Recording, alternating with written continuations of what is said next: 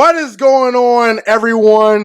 My name is Jamon McKinney, but of course you can just call me Juice because that is my nickname. Welcome, ladies and gentlemen, into my show, The Juice Alert. Thank you so much for tuning in today. If you have not subscribed to The Juice Alert already, be sure to do that right about now. You will not regret it. You can, of course, find the Juice Alert on YouTube as well as podcasting platforms. That includes Spotify, Apple Podcasts, Google Podcasts, all that great stuff. A jam-packed show today. We are covering the AFC West division right here, right now, at this very moment. We're going to be talking about the Raiders, the Broncos, the Chargers, and of course, the defending Super Bowl champion, Kansas City Chiefs, who just happened to win Super Bowl 57 this past season over the Philadelphia Eagles. Personally, it kind of shocked me in the grand scheme of things. I did not expect the Chiefs to win a Super Bowl this specific year. I definitely felt they probably were going to win another Super Bowl at some point within the Patrick Mahomes era. But again, I think I even underestimated just how good Patrick Mahomes and Andy Reid and the Chiefs organization is. We'll get into all the nitty-gritty and great topics that I have planned to talk about and discuss for you guys. But before I do get started, I just want to say, please follow me on social media. If you're on social media and you're active and you want to connect with me, you want to be more involved as far as looking at some of the things into my personal life, things behind the scenes of how this show, really gets going, or just, following up with me and some of the latest unpopular opinions, and even some popular opinions that I have regarding sports and other things. Be sure to follow me on social media and also check out me on MLBBro.com. You can find MLBBro.com's content, of course, on MLBBro.com, as well as merchandise as well. But also, you can find a lot of the things that I'm talking about on that platform on Instagram and Twitter. So be sure to check out MLBBro.com on social media platforms. A lot of great topics right there. Okay. Let's get things rolling right here, right now. When the Denver Broncos traded for Russell Wilson, I felt that Russell Wilson was going to crush it out the gate immediately in Denver. A lot of people were saying, let Russ cook, let Russ cook. And unfortunately, in Russell Wilson's first season with the Denver Broncos, he was not cooking up no five-star meals, not even close. I mean, this guy was burning the collard greens. He undercooked the squash, the spinach, the turkey was dry. Like, it was really a rough season for Russell Wilson in his first season with the Denver Broncos. It was the worst season of his career. And I really felt that Russell Wilson was going to hit the ground running and that this is a big-time trade for the Broncos. They're going to be instant Super Bowl contenders. I was wrong right out the gate. Now, could I see Russell Wilson potentially bouncing back down the road and maybe leading the Broncos to a Super Bowl? It's possible, but the chances of that happening are a lot smaller than I initially predicted. I mean, I looked at the roster, and I looked at, the Denver Broncos situation. I said, okay, Russell Wilson's going to have great wide receivers, very good running backs, a great defense. And in Russell Wilson's first season, 60% completion percentage, 16 touchdowns, 11 interceptions, 5-12 record overall. It was his worst season by far. Nathaniel Hackett had a lot to do with some of Russell Wilson's struggles. Russell Wilson had a very bad season by his very high standards, but Nathaniel Hackett just was arguably the worst head coach in the entire NFL this past season. And they fired Nathaniel Hackett. They bring in Sean Payton. So I'm encouraged by that happening for the Denver Broncos. But Russell Wilson, man, I think that his game, he showed signs that he might be on the decline because he's not attacking the middle of the field anymore. He really wasn't great at that in the first place, but he's virtually not attacking the middle of the field at all. He really lost his touch on the deep ball, and he was not running around and extending plays like he used to in Seattle. Let me just say this right now. Russell Wilson's reputation is on the line with the Denver Broncos. It's on the line very much. Russell Wilson's Hall of Fame status, to me, is in jeopardy. And you may think I'm crazy by saying that, but let me just say, first of all, I would put Russell Wilson in the Hall of Fame if he retired today, because I believe the 10 years that he played in Seattle was good enough and spectacular enough to say, yeah, that's a first ballot Hall of Famer. And not to mention, Russell Wilson is one of the more talented quarterbacks we've ever seen in the National Football League. He's a very unique player.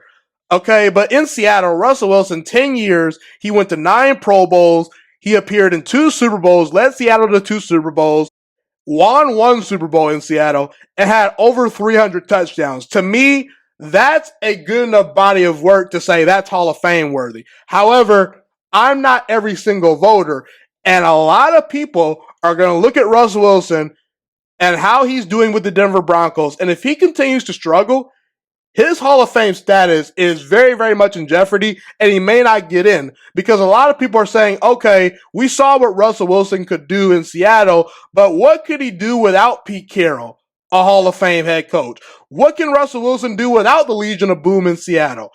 Is Russell Wilson the ultimate leader? Is he the ultimate franchise-changing and franchise-altering quarterback that many people thought he was going to be? Let me tell you something right now. If Russell Wilson continues to struggle the way he struggled his first year with the Broncos, this is going to go down as one of the worst trades in NFL history. And again, I was completely wrong about Russell Wilson's first year in Denver, and I will give Seattle credit. They saw that Russell Wilson was potentially on the decline. They weren't willing to pay him a crap ton of money anymore, and Russell Wilson essentially, listed off some teams, expressed his grievances with the Seattle Seahawks, and Seattle said, okay, you can move on. And to Seattle's credit, they've reloaded. Geno Smith is playing well. We'll see how long it lasts, but it looks like Seattle might be back in the Super Bowl picture. And meanwhile, Denver, it looks like they may be getting a old declining player in Russell Wilson. That's not the same guy in Seattle. And to me, Russell Wilson, his brand really took a hit because I believe that he was trying to, pump up his chest, be this big time leader, Broncos country, let's ride. He had these weird press conferences. He really came across as inauthentic and tried to be something that he was not in Denver his first season there. But just looking at this whole Hall of Fame thing, okay, here's the thing. Russell Wilson played 10 years in Seattle. And he was great for most of those seasons, okay? 9 Pro Bowls in 10 years, 2 Super Bowl appearances, 1 Super Bowl win, over 300 touchdowns. I already mentioned these statistics and things like that. But to me, in order to make the Hall of Fame, for the most part, you need to be a dominant player for a bare minimum of 10 years.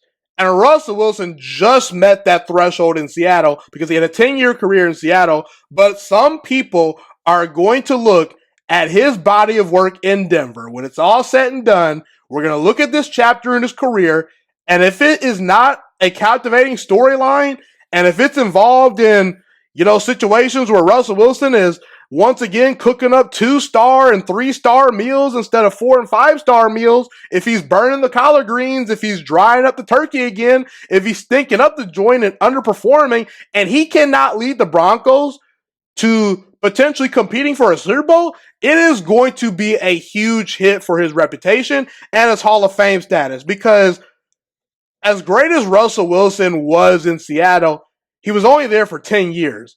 So if you're looking at Russell Wilson and you did not believe he was a Hall of Famer before he left Seattle, if he continues to struggle in Denver, you're probably darn sure not going to vote for him into the Hall of Fame if he continues to struggle, like I said, because you didn't think he was a Hall of Famer in the first place in Seattle. Now, for me personally, I believe he was a Hall of Famer in Seattle, and I don't think that I'm going to necessarily backpedal Russell Wilson's legacy, but some people could very well much change their tune. They could be saying, okay, Russell Wilson was a top 10 quarterback, top 5 quarterback. Sure, we'll give you that. But man, when he won Super Bowls, or I should say a Super Bowl, when he won his only Super Bowl, the Legion of Boom was the star of the show. Marshawn Lynch was one of, if not the best player on that Seattle Seahawks roster en route to winning those Super Bowls. You could make that argument. So, to me, in a situation where If Russell Wilson cannot make it work with Sean Payton, these weapons, and this defense, man, it's going to be a very, very bad look for Russell Wilson because right now he has no more excuses because Nathaniel Hackett is gone. They are bringing in a Hall of Fame head coach in Sean Payton who specializes in offense to help Russell Wilson. And I don't know how Russell Wilson's going to do, for the rest of his career in the NFL if he's with the Broncos, just because I don't know specifically if Russell Wilson, just fell from grace or if he's truly a declining player. And let me tell you something right now. The AFC is loaded with star quarterbacks. Just his division alone is an uphill battle and uphill climb. Patrick Mahomes, he's the real deal. He's here to stay right here, right now. Justin Herbert has a lot of potential, has a lot of talent. I think he's here to stay right here, right now as well. Both are super young. And meanwhile, you got Russell Wilson in Denver. He may be on the decline. I'm not so sure what to expect from Russell Wilson going forward. I'm rooting for Russell Wilson.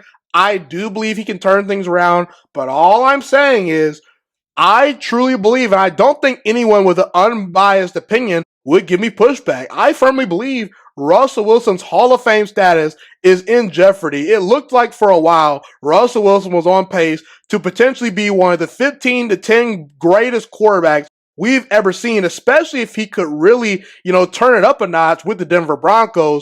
But it seems like his legacy could be taking a hit, and Russell Wilson's Hall of Fame status is in jeopardy, especially if he continues to struggle in Denver. So I want to discuss Patrick Mahomes.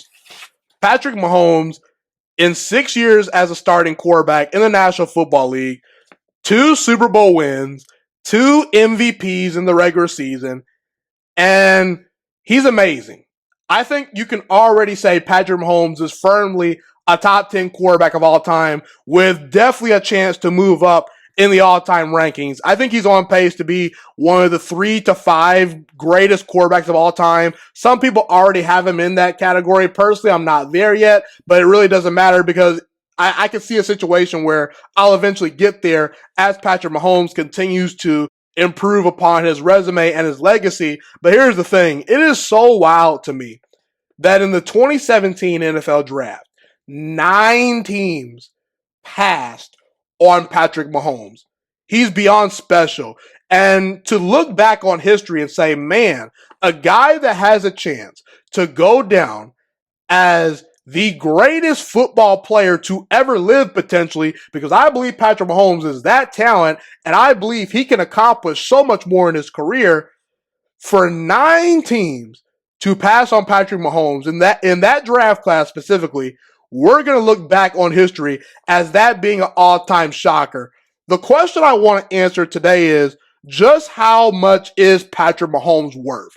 What is his value in the National Football League as we speak today? Because a lot of people can argue Patrick Mahomes is just starting to enter the prime of his career. And it's very crazy to say that because he's already proven he can win multiple Super Bowls. That's a scary sight right there. So let's say, for example, Washington was trying to make a trade for Patrick Mahomes.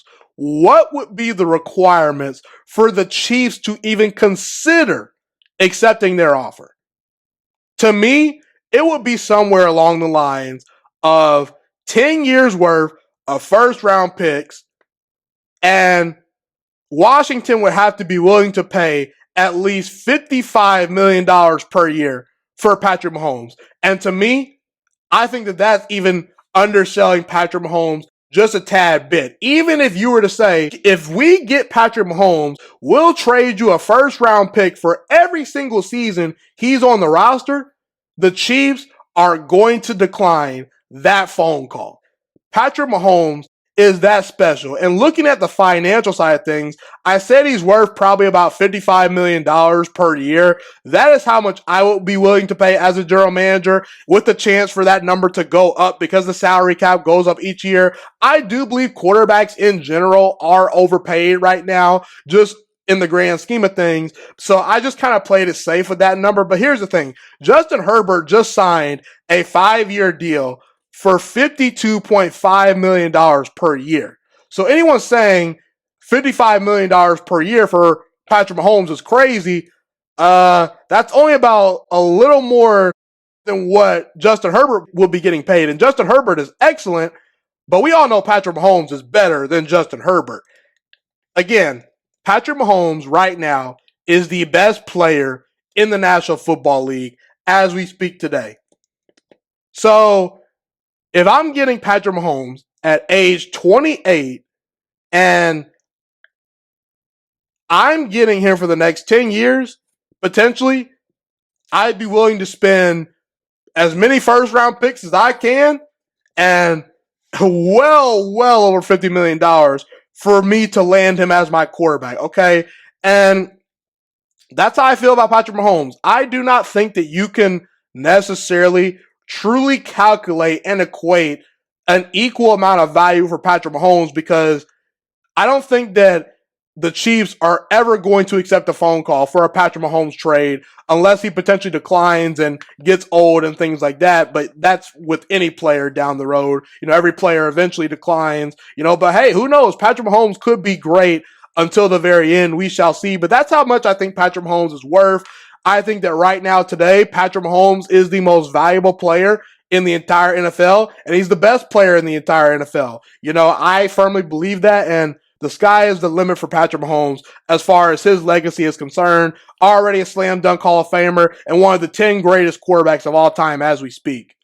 When it comes to Patrick Mahomes, you are at a disadvantage when facing him. What do I mean by that? Besides the obvious statement that most people are looking into. Even if I built an all-time great defense with the likes of Lawrence Taylor, J.J. Watt, Ronnie Lott, Deion Sanders. If I have Patrick Mahomes as my quarterback, I'm walking into that game thinking the playing field is at least even. Yes, I said it. You want to know why? Because when you have Patrick Mahomes as your quarterback, there's no such thing as a disadvantage. No such thing. Because the NFL has never seen a player like Patrick Mahomes. They've never seen a quarterback like him. He's arguably in the conversation for most talented thrower of the football we've ever seen. And when you've never seen a quarterback like Patrick Mahomes, it's super hard to game plan for the guy. And not to mention, you are never out of the game when Patrick Mahomes is your quarterback. Because we saw in the playoffs versus an elite Buffalo Bills defense with 13 seconds left to go in the game, when the Buffalo Bills went up and there were only 13 seconds left on the clock, you know what I saw in Patrick Mahomes' eyes? I saw determination. And it led to Patrick Mahomes with only 13 seconds left on the clock, finding a way to get the Chiefs in field goal range, and they went on to win that game in overtime, an all-time classic game that everyone saw and everyone's jaws dropped when they saw the outcome of that game. He brought them back. We even saw Patrick Mahomes in a Super Bowl that he lost versus Tom Brady and a great Tampa Bay Buccaneers team. Look, I said in the past that I think Patrick Mahomes choked in that game because the fact that the Chiefs did not score a touchdown, it was really embarrassing. And I felt that Patrick Mahomes, you need to hold him to that high standard. And listen, anytime you don't score a touchdown in a game with Patrick Mahomes as your quarterback, you really got to do some deep diving. But I will say, even in a Super Bowl versus a Tampa Bay Buccaneers defense, it took an all-time great performance for Patrick Mahomes to be defeated. And Patrick Mahomes, the Buccaneers got after him, but he kept getting up, and he was giving his wide receivers a chance to make plays, so it's one of those things where unfortunately he lost that game, but even in a loss, you could not take your eyes off of Patrick Mahomes because you were waiting for him to potentially do something special, and maybe if, he got a little bit more help from his coaching staff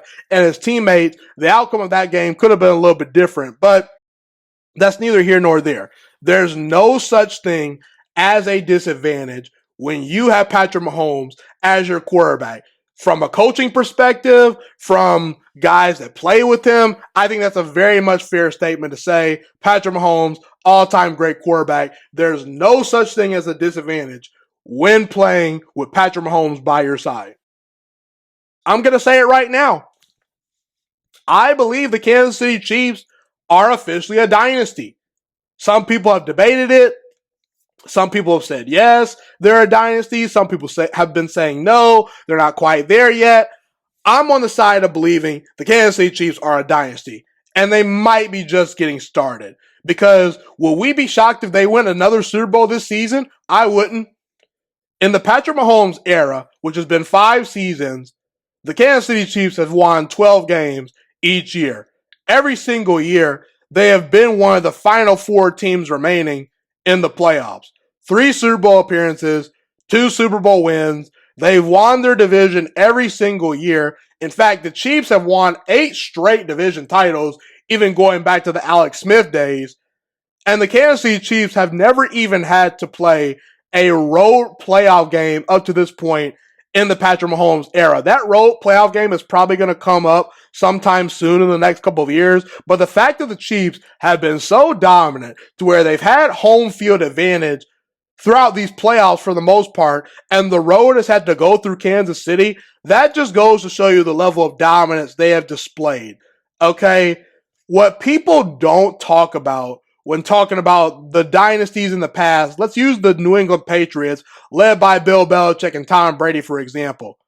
People look at the 6 Super Bowl wins, but what we don't talk about is the fact that Tom Brady and Bill Belichick appeared in 13 AFC Championship games. So they 13 times were playing in the game to get to a Super Bowl. That is astonishing. And I think that that potentially is something that we could see from the Kansas City Chiefs. One of the reasons why I'm claiming them to be a dynasty is not just the fact that they've won multiple championships. It's the fact that they're in the conversation and right there every single season. The Pittsburgh Steelers won 2 Super Bowls with Ben Roethlisberger.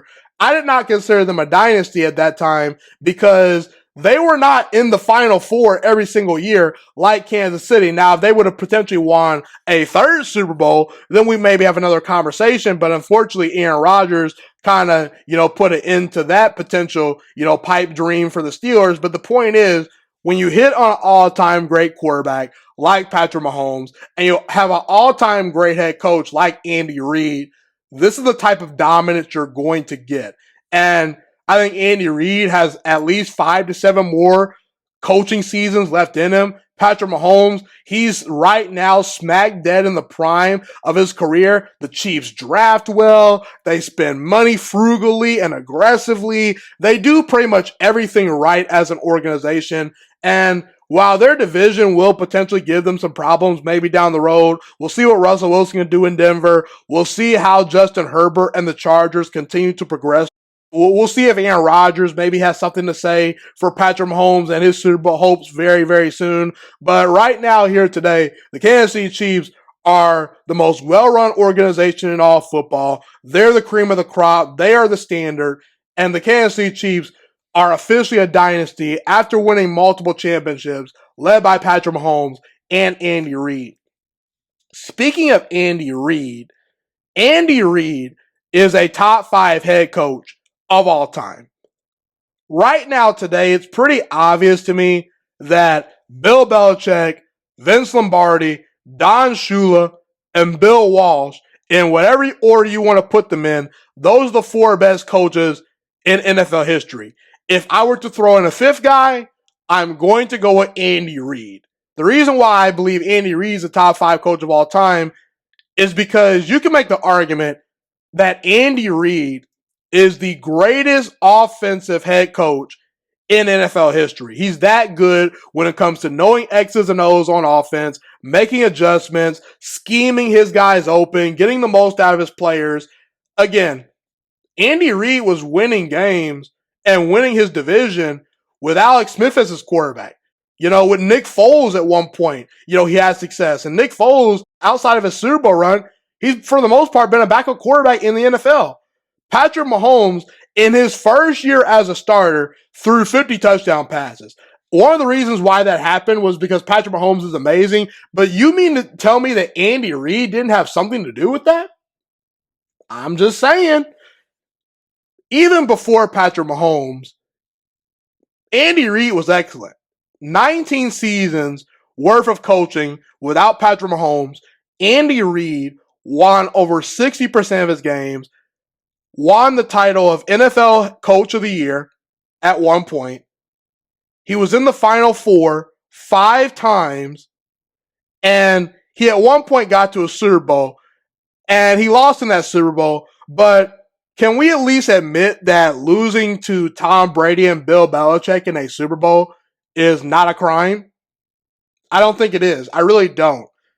The Chiefs have won their division for 8 straight years and counting as we speak today.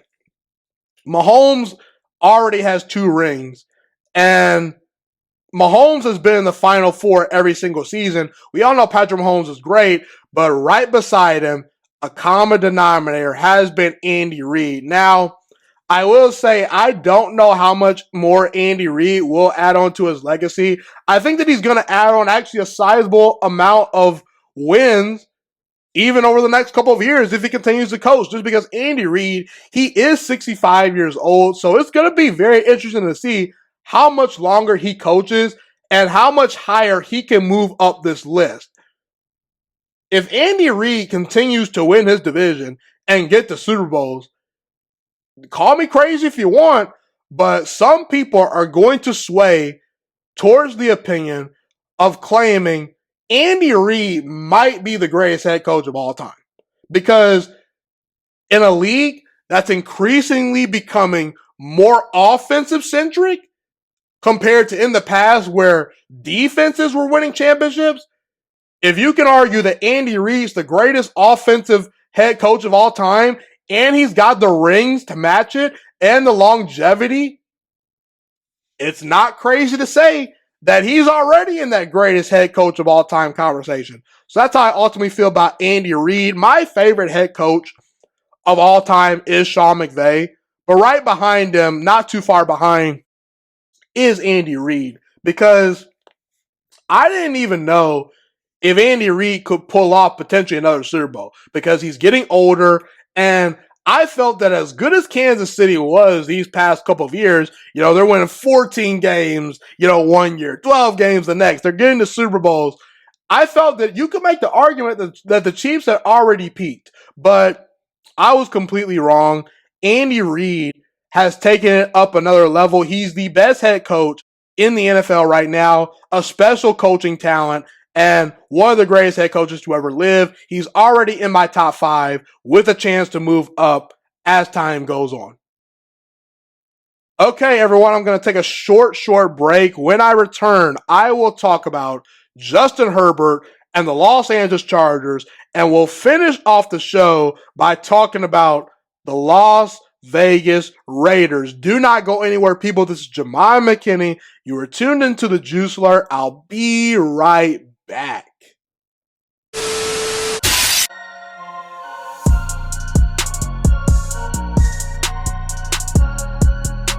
All right, ladies and gentlemen, I'm officially back. Let's dive into the Los Angeles Chargers.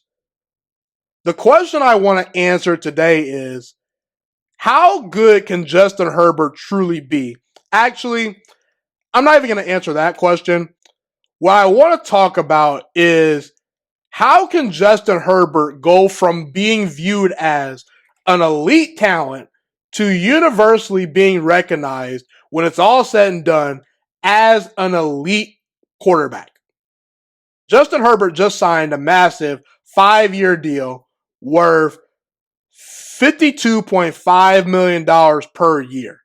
And we can all admit that Justin Herbert is awesome.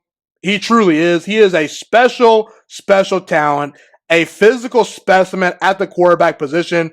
Not many quarterbacks move like him. Not many quarterbacks are even close to as gifted and as talented as he is. And it's pretty obvious, from the first game we saw Justin Herbert in the National Football League, we looked at him and we said, yeah, that guy has a chance to be special, because when you look at greatness, it doesn't take you long to really notice it. I mean, Aaron Rodgers was great from day one when he was a starter. Patrick Mahomes hit the ground running his first year as a starter. Meanwhile, you had guys like Johnny Manziel and Josh Rosen, highly touted guys coming out of college. they struggled early on and they never really got on their feet. So you can recognize really, really great pretty quickly and really, really bad really quickly in the National Football League and just in sports and in life in general. That's just my opinion, though. But when it comes to Justin Herbert, because he just got paid a crap ton of money and deservingly so, I would invest in Justin Herbert 100%, no doubt about it. The expectations have now heightened. And some people are already claiming Justin Herbert is an elite quarterback. 3 years into his career, they're already saying this. And I will say, you can make the argument that the statistics are potentially elite, but statistics do not tell the entire story in my eyes. Elite quarterbacks not only put up great numbers, they also win a lot of games and they elevate their teams to new heights. See, the problem with Justin Herbert right now is he's barely above 500 in terms of his win-loss record. And the Chargers have had pretty decent teams, these past couple of years. I understand that sometimes the offensive line has been banged up, the coaching maybe hasn't been up to par, but for the most part, I mean, if you're looking at a quarterback that's elite, are we really going to sit up here and expect him to be barely above 500 for his career? I wouldn't say so, because I've always had a rule of thumb, usually 9 times out of 10, I cannot name you to be an elite quarterback until you win a playoff game. And I even held Patrick Mahomes to the same standard, to where people could say, oh, what about Patrick Mahomes in his first season? Folks, you do realize that Patrick Mahomes won a playoff game his first season as a starter. So let's just debunk those arguments right there. Justin Herbert has yet to win a playoff game. Now, I'm not crucifying Justin Herbert. All I'm saying is, let's properly rate Justin Herbert and let's see how the career plays out before we start putting him in these elite conversations. Justin Herbert is an elite talent. He's a problem solver. And I think he's going to have a great season, this upcoming year. But in order to become elite status is based on what you accomplish ultimately. MVPs, Pro Bowls, Super Bowl appearances, all-time great numbers. It looks like Justin Herbert is going to put up all-time great numbers if he stays healthy. But can he win a league MVP? I think he can, but let's see him do it. Can he, get to 9, 10, 11, maybe 12 Pro Bowls? Maybe, but let's see it happen. Can Justin Herbert win a Super Bowl? To me, he looks the part, but there's been a lot of quarterbacks that have looked the part, that have come up short when it comes to winning Super Bowls. Whether it be their fault or not, but the point is, the Chargers are giving the keys of their franchise to Justin Herbert, and rightfully so, because they believe Justin Herbert can be a special quarterback for a very long time and potentially win them a Super Bowl.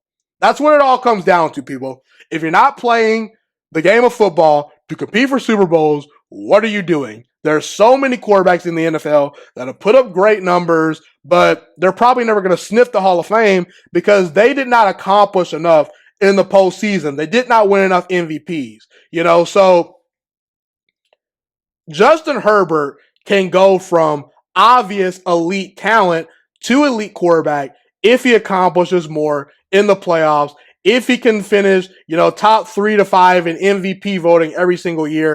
It's all about consistency. It's all about results, and it's all about elevating when it matters most when it comes to if Justin Herbert, when it's all said and done, will be viewed in the Phillip Rivers category or potentially, the category with the likes of the all-time slam dunk greats that are Hall of Famers. I don't know if Phillip Rivers would make the Hall of Fame. He could maybe make the Hall of Fame one day, but to me, not quite on that level. So, yeah, we'll see. Only time will tell. When it comes to Brandon Staley, oh, man. I got fraud alert. I think Brandon Staley is a fraud. The Los Angeles Chargers are drawing dead with Brandon Staley as their head coach. Listen, there's no excuses. Blowing a 27-point lead in a playoff game with Justin Herbert as your quarterback, that's unacceptable. Especially for being a defensive-minded head coach. Everyone talked about, oh yeah, Brandon Staley gonna be the Sean McVay of defense. I was even one of those people making those claims. And Brandon Staley has just been kind of an average Joe. He hasn't been horrible, but he hasn't been anything close to special. And it's just one of those things where, Staley, he can win some games, but I just don't see it. It's kind of like Mike McCarthy. Mike McCarthy won a Super Bowl at one point, hasn't really done much since, and I never really looked at Mike McCarthy as this great head coach because I just didn't see it. And I kind of see the same thing with Brandon Staley. And let me just say this right now. I thought Brandon Staley was going to crush it with the Chargers. And I felt that it was a great philosophy to bring in a potentially defensive-minded head coach for the Chargers because you look at Tom Brady, Joe Montana, Terry Bradshaw, all these quarterbacks that have won Super Bowls, they've had great defenses. And the thought process was, okay, let's get a great defensive coach to get the ball back to Justin Herbert. We're going to limit teams to under 30 points, and Justin Herbert can carry our offense. But in today's NFL, offensive head coaches, it seems, are the ones that are working. Even guys like Bill Belichick and Sean McDermott, who are excellent defensive-minded guys, it kind of seems like they're drawing dead at this point. I mean, is Sean McDermott ever going to win a Super Bowl in Buffalo? I'm not so sure. Is Bill Belichick's best days behind him? It kind of looks like it. Guys like Andy Reid, Doug Peterson, Nick Sirianni, Brian Dable, Sean McVay. That's what I'm talking about. Those are the guys that are working right now today. And I'm just going to say it right now. I felt the Chargers made a mistake by not firing Brandon Staley after that playoff debacle, because if defense is his specialty, how are you giving up 27 to 30 plus straight points to an inexperienced young Jacksonville Jaguars team? I can't tell that Brandon Staley's specialty is defense because the Chargers have been inconsistent on that defensive end, for quite some time, since he's been the head coach. And they've got star players, Derwin James, Joey Bosa. I get it. There's been some injuries, but if you're that guy, you're supposed to get the most out of the talent that is on that field and that you've been presented with. Again, if you're a burger specialist and I go to your burger restaurant and the burgers are just average, then what are we really banking on? So if Brandon Staley is just this average defensive-minded head coach, what are we really banking on? Look, I could totally be wrong about Brandon Staley down the road, but I don't think I will be. I don't see it.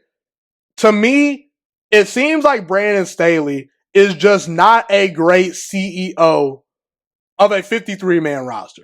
Because I talked about the defense. In order to be a head coach that's successful in the NFL, you need to be able to help with the offense, the defense, and the special teams. And Brandon Staley, he doesn't grade out too highly in a lot of areas. I understand he has a winning record and he's gotten the Chargers to the playoffs, but with all that talent on this roster, I need more. I really do. So I think Brandon Staley, he's on the hot seat right now. I firmly believe this because let's say the Chargers miss the playoffs once again this season with Justin Herbert being awesome.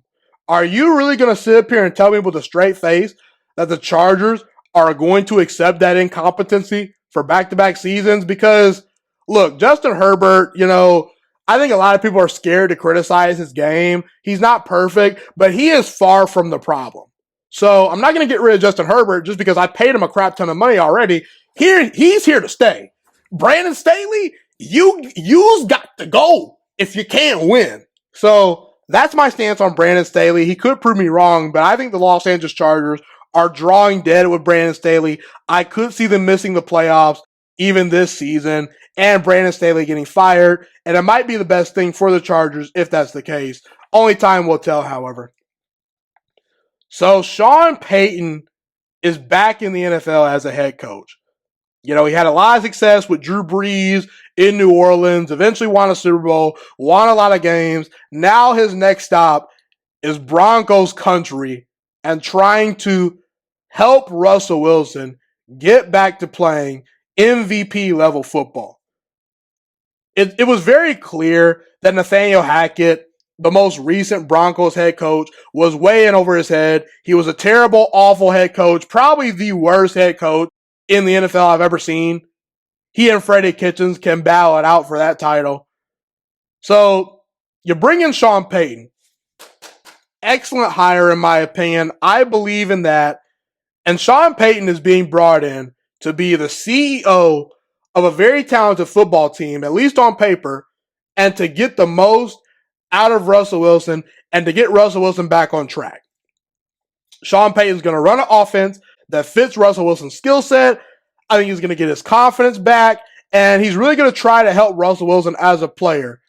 What it all comes down to is how much great stuff does Russell Wilson have left in the tank? How much more can he dig deep? Because even in Seattle, when Russell Wilson was having a lot of success, he ran around a lot. He took a lot of hits. You know, it was a very fun and exciting style of football play that he leaned into, but it was also at times a little reckless and some would argue maybe not sustainable, at least when it comes to a winning brand of football every single season. And it kind of flamed out for him his final year in Seattle. And now it's going to be up to Russell Wilson to make the adjustments and get the most out of his game with Sean Payton being now his quote-unquote boss, his CEO. And I think it can work. I think that Russell Wilson's going to have to tweak his game a little bit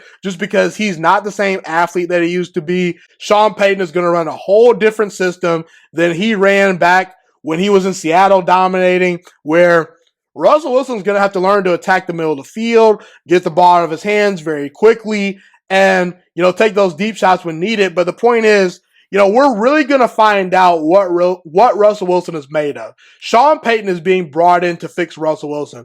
Will Sean Payton be able to fix Russell Wilson and help him get it back on track?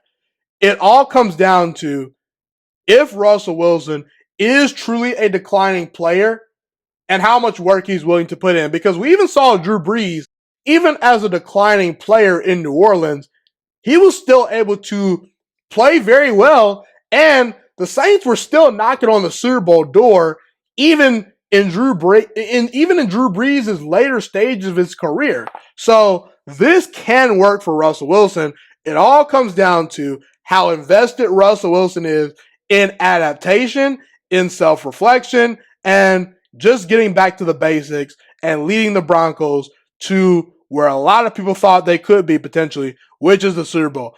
I'm excited to see how it works. I'm not guaranteeing that it will work just because the AFC is loaded. And I don't know how much Russell Wilson has left in the tank, but I'm willing to give him a shot and see how this pans out because I don't think Sean Payton is going to be the problem. This will come down to Russell Wilson and how great he can be. Let's see indeed if Russell Wilson can cook with Sean Payton as his head coach. I refuse to call Jimmy Garoppolo Jimmy G. You want to know why? Because nicknames are only reserved for people who are above average at their respective job. That's at least how I see things. When it comes to Jimmy Garoppolo is an average quarterback. What does Jimmy Garoppolo specialize in, people? What's his specialty? Accuracy? I don't see it. I think he's fairly accurate, but is he one of the 5 to 10 most accurate quarterbacks in the NFL? I would say no. Is Jimmy Garoppolo's size elite? No. I think any unbiased person would say no. Decision making? Nope. Speed? Nope. Not even close. Jimmy Garoppolo, the reality of the situation is this. He's now with the Las Vegas Raiders. I do not see Jimmy Garoppolo doing anything special with this team. Jimmy Garoppolo in San Francisco was being elevated by a roster with tons of talent and great coaching. Jimmy Garoppolo is average. He was just along for the ride. And some people are going to say, well, Jamon, what about the 49ers record without Jimmy Garoppolo? The reason why the 49ers were not able to win games without Jimmy Garoppolo is because the backup quarterbacks that they had were below average. Like, if the 49ers had a solid backup quarterback like Teddy Bridgewater or maybe a Nick Foles, who have proven they can be above average backup quarterbacks in the NFL, then the 49ers record would not fall off. But the thing is, they had guys like Blaine Gabbert out there. Blaine Gabbert is not even a good backup quarterback. He's one of just the worst quarterbacks in the NFL, point blank, period. He's better than you and me, but you get the point. And to me, when it comes to Brock Purdy, I thought Brock Purdy looked just as good, if not better, than Jimmy Garoppolo, because Brock Purdy, to me, has a little bit more of a dynamic arm, is a little bit more of a better athlete. Like, to me, there's a little bit more special sauce to Brock Purdy. And the fact that Brock Purdy was the last pick of his draft class and came in and there was no drop-off from him to Jimmy Garoppolo, doesn't that say a little bit about Jimmy Garoppolo and his limitations? I'm just saying, because I thought Brock Purdy looked just as good. Bottom line for the Raiders is they downgraded at quarterback from Derek Carr to Jimmy Garoppolo. I've given Derek Carr some heat in the past because I think Derek Carr has been slightly overrated by most people, but Derek Carr is a better quarterback than Jimmy Garoppolo. He has a better arm, he throws the deep ball better. He's a more accurate thrower.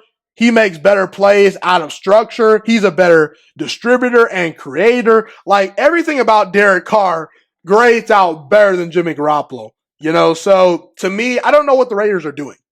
I really don't. It's a mind-boggling decision as to why they have downgraded at quarterback. When you're moving on from a quarterback, you're not supposed to downgrade. You're supposed to upgrade. And the Raiders, they have an average quarterback in Jimmy Garoppolo. I don't see Jimmy Garoppolo elevating his game. He has injury concerns as well. And I just don't think Jimmy Garoppolo, that experiment with the Raiders, will be nothing special in my eyes. Speaking of the Raiders once again, the Raiders have not won a playoff game in over 2 decades. They continue to be behind the 8 ball. Because as I mentioned, how do you go from Derek Carr to Jimmy Garoppolo? You downgraded. Derek Carr is a better quarterback than Jimmy Garoppolo. If you're going to move off of Derek Carr, at least try to get a star quarterback. Maybe give Aaron Rodgers a phone call.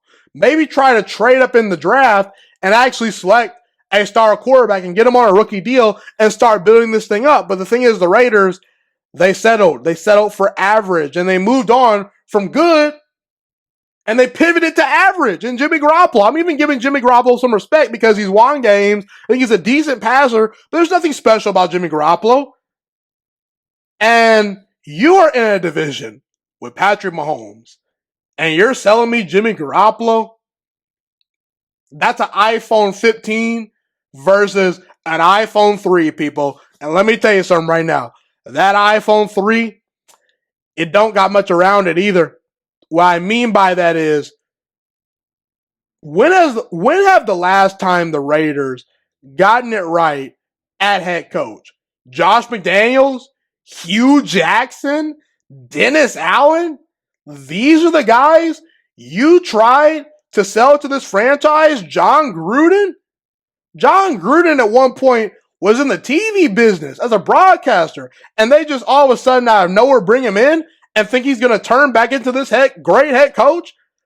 I didn't really like that move initially, and it just didn't make that much sense to me.